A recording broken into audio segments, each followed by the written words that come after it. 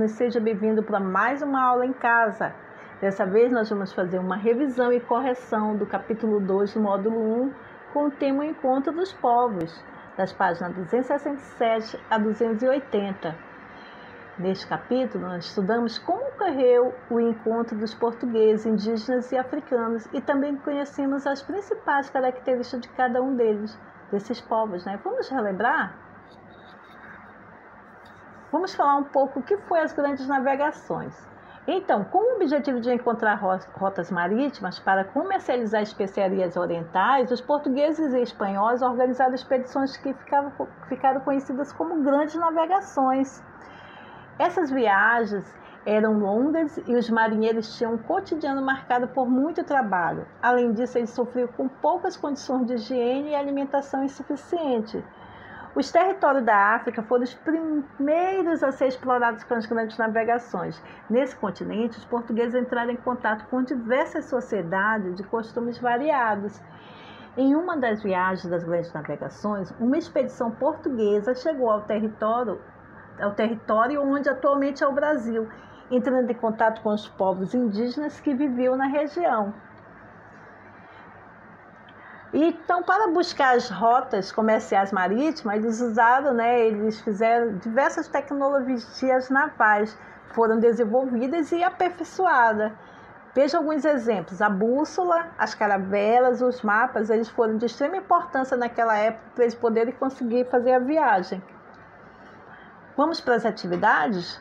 Vamos ler esse texto, escrito por um viajante europeu em 1578. Disse-me ele que, estando certa vez com outros em uma de suas canoas de pau, surgiu um grande peixe que segurou a embarcação com as garras, procurando virá-las ou meter dentro dela.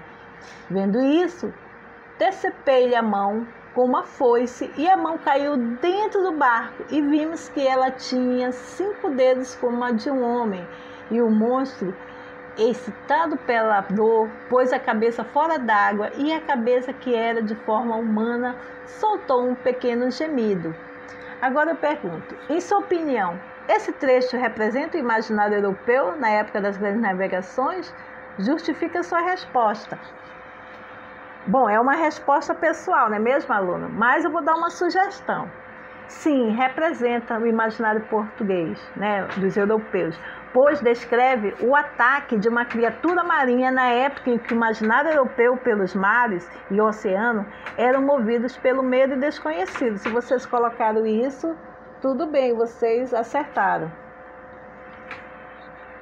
Questão 2. Associe cada palavra à sua respectiva descrição. Caravelas, mapas e bússolas. Utilizadas como guias nas viagens, traziam a representação dos continentes dos oceanos. O que vocês acham? Caravela, mapas ou bússolas? Isso mesmo, é a letra B. São mapas. Esse instrumento orientava os navegadores em alto mar para que soubessem que direção deveriam seguir. O que vocês colocaram aí? Isso mesmo, a letra C. Bússola. Embarcações a velas que dispensavam o uso dos remos. Nos resta a alternativa, que são as caravelas, não é mesmo? Vamos falar um pouquinho sobre como era o cotidiano nas embarcações, Vocês estão lembrados, que vocês já estudaram anteriormente, que nas grandes navegações as viagens costumavam ser longas e cansativas. Os marinheiros tinham um dia a dia cheio de trabalho. Suas obrigações eram, por exemplo, reparar os danos nos equipamentos, controlar as velas conforme os ventos e preparar os alimentos. O consumo de água era controlado e a alimentação era insuficiente, baseada em produtos como bolacha salgada, carne seca, alho, vinho e peixe. Havia pouca higiene no armazenamento de alimentos e muitos deles ficavam sujeitos à contaminação. Aí nós temos aqui a questão da página 268. Leia o relato feito pelo marinheiro Antônio Pigafetta em 1520. Para não morrer de fome, chegamos a um ponto crítico de comer pedaços de couro com que se havia coberto o mastro maior. Frequentemente, nossa alimentação ficou reduzida a serragem de madeira como única comida, posto que até os ratos, tão repugnantes ao homem, chegaram a ser um manjar tão caro que se pegava meio ducado por cada um, ou seja, pagava meio ducado, que na época era dinheiro, por cada um rato, para poder se alimentar. Aí na letra A, segundo o relato, como era a alimentação durante a viagem? A alimentação, alunos, era insuficiente, pois os marinheiros eles chegaram até comer couros, serragens, madeiras e até mesmo ratos. Se vocês colocaram isso, parabéns, você acertou. Na letra B, converse com os colegas sobre como devia ser a saúde dos marinheiros, considerando a maneira como eles se alimentavam. Bom, eu vou dar uma sugestão. Eles tinham a saúde bastante debilitada, não é mesmo? Pois se eles sobreviviam, né? Eles comiam, se alimentavam de produtos com poucos nutrientes e armazenamento em condições de higiene precárias, não é mesmo? Péssimas condições. Se você colocou isso, parabéns, está correto. Vamos falar um pouquinho sobre as rotas da navegação. Durante o percurso, né, que os europeus tentaram descobrir novas terras para a comercialização dos seus produtos, várias caravelas, tá? Observe aí no mapa como é que foi o trajeto deles, né, para chegar até a Ásia, né? E também falar um pouquinho sobre o Tratado de Tordesilhas, que foi feito em 1494. No século XV, Portugal e Espanha eram as maiores potências marítimas europeias. Então, para evitar disputa de território, em 1994, os monarcas desses dois reinos, né, que seriam os países, assinaram o Tratado de Tordesilhas. Esse tratado estabeleceu uma linha imaginária, né, e as terras que estavam a oeste da linha pertenciam à Espanha e as terras a leste pertenciam a Portugal. Observe aí esse tratado, esse mapa, não é mesmo? Porque nós vamos fazer algumas perguntas mais lá na frente. Vamos falar um pouquinho sobre as tradições culturais africanas, né? Então, como nós falamos anteriormente, né, que o Brasil é um dos primeiros, ao fazer essas rotas, eles encontraram os africanos. E cada um tinha sua cultura diferente, né, uma da outra. Mas o que vem a ser cultura? Bom, alunos, cultura é o conjunto, só para a gente relembrar, é o conjunto de conhecimentos, né, costumes, crenças e valores transmitidos entre diferentes gerações de uma sociedade, como nós já estudamos anteriormente. E aqui na página 271 tem uma atividade. Você vai analisar essa placa de relevo de bronze produzido pelo povo Iorubá, que nós já estudamos anteriormente. Na letra A, este objeto foi produzido com qual técnica artesanal? O que vocês colocaram aí? Muito bem, se vocês colocaram metalurgia, você acertou. Letra B, analise o relevo e complete os quadros abaixo com as letras diferentes, as figuras que aparecem nele. Guerreiros postando armas. O que vocês colocaram aí? Hein? Isso mesmo, essa imagem B aqui, essa figura representando o B. Oni, governante do Iorubá. Se você colocou a letra A, parabéns, acertou. E servos acompanhando seus senhores é a ilustração da imagem C. Isso mesmo. Agora vamos descobrir um pouquinho, né? Nós já estudamos isso anteriormente, que venceu o tempo histórico. Lembrando que o tempo é um elemento central nos estudos históricos, porém as diferenças, né, entre o tempo da natureza e o tempo histórico, né? O tempo da natureza é o que transcorre independentemente de nossa vontade. Ele pode ser percebido, por exemplo, pelo decorrer dos dias e pelo envelhecimento das pessoas. Isso aí é o tempo da natureza. Já o tempo histórico, por sua vez, é caracterizado pelas transformações e também pelas permanências que ocorrem na cidade. Observe aqui essas imagens, não é mesmo? Como foi transformada a cidade de São Paulo, né? Temos a imagem de 1911 e mais recente 2010. Aí nós temos umas questões aqui para nós respondermos na página 274. Número 1. Numere os fatos na sequência que ocorreram, né? A expedição mandada por Pedro Álvares Cabral chegou ao território onde atualmente é o Brasil. Depois seguiu viagem. Aí temos Cristóvão Colombo viajou em direção ao oeste com o objetivo de chegar às Índias, mas acabou chegando à América. Vasco da Gama comandou a primeira expedição portuguesa à chegada das Índias. Então, essa primeira aí, frase do primeiro quadrinho é o número 3, se você colocou assim, acertou. O segundo é o número 2 E o último quadrinho é o número 1. Essa é a nossa sequência. Se você colocou assim, acertou. Preencha as lacunas das frases a seguir com as palavras abaixo. Tempo, sujeitos históricos, passado e fontes históricas. Letra A. Objeto, pessoas, fotografias e diários são alguns exercícios de fontes históricas. Isso mesmo, parabéns. Você acertou.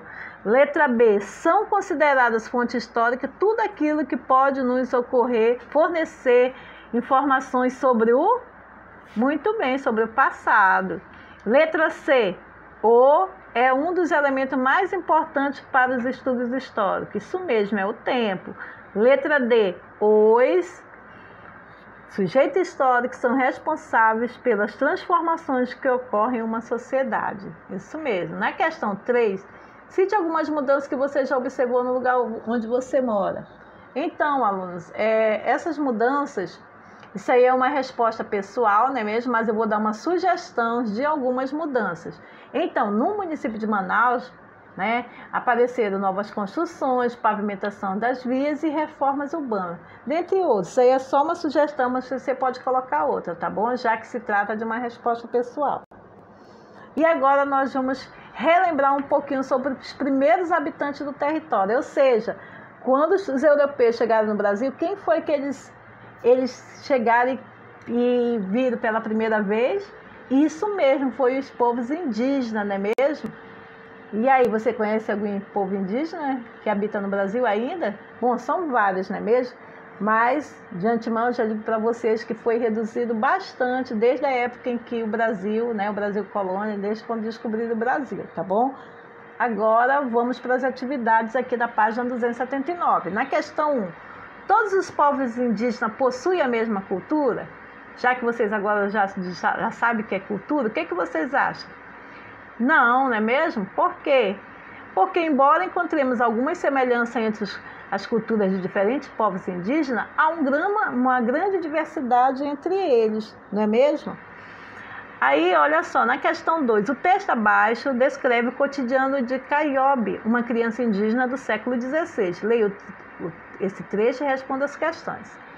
Deitado na rede, Caiobe abriu os olhos. Já era de dia. Guacira, sua mãe, acabara de chegar do banho que havia tomado no rio e preparava comida. Assim que Caiobe se levantou, seu pai, Tangará, desarmou a rede para levá-la à pescaria. Caiobe comeu caju e peixe com farinha e tomou um mingau junto ao pai. Perto deles, na grande oca, Tupinambá, todos da aldeia faziam suas refeições. Baseado nesse texto, aluno, o que vocês colocaram aí? Letra A. Quais eram as tarefas da mãe e do pai do Caiobe? Isso mesmo, a mãe do Caiobe, ela preparava comida e o pai desarmava a rede para a pescaria. Se você colocou assim, parabéns, acertou. Letra B. Como era a alimentação de Caiobe pela manhã? Isso mesmo, Caiobe comia caju e peixe com farinha e tomava mingau. Na letra C, cite outros costumes indígenas que você conseguiu perceber pela leitura desse texto. Bom, essa aí é uma questão, é uma resposta pessoal, mas as minhas sugestões. Eles dormiam em rede, tomavam banho no rio e faziam refeições em conjunto, tá bom? Essa é sugestão aí para vocês colocarem, tá bom? Na questão 3 aqui da página 280, o texto a seguir trata do povo indígena Tuiuca que vive na região amazônica. Leia-as e responda as questões. Então, você tem que ler o texto, com certeza vocês já leram, né? E na letra A, qual era a principal referência do Tuiuca para a construção do seu calendário? Então, esse povo, o calendário deles se baseava nas observações das constelações. Se você colocou assim, parabéns. Letra B, você também consegue perceber a passagem do tempo pela observação de fenômenos naturais? Sim ou não? Em caso positivo, de que maneira? Bom, é uma resposta pessoal, mas as minhas sugestões, né, podemos perceber por meio da observação do movimento do Sol, da Lua e das estações do ano, etc., dentre outros, não é mesmo? Letra C, quais são os outros eventos do ciclo anual indígena que foram citados no texto? Bom, Podemos colocar aqui, que foram citados nos textos, o período de floração e frutificação das palmeiras e outras árvores frutíferas, os períodos das revoadas, né, de diferentes espécies de formigas e cupim, de aparecimento das rãs grandes, das pequenas, as melhores épocas para derrubar a mata e a capoeira e também fazer a queima e plantar. Não é mesmo? Lembrando que capoeira, nesse caso, é a vegetação que cresce na área em que já foi utilizada para cultivo. E assim nós terminamos mais uma revisão com autocorreção, não é mesmo, desse capítulo. Espero que faça as atividades. Muito obrigada pela atenção e até a próxima aula.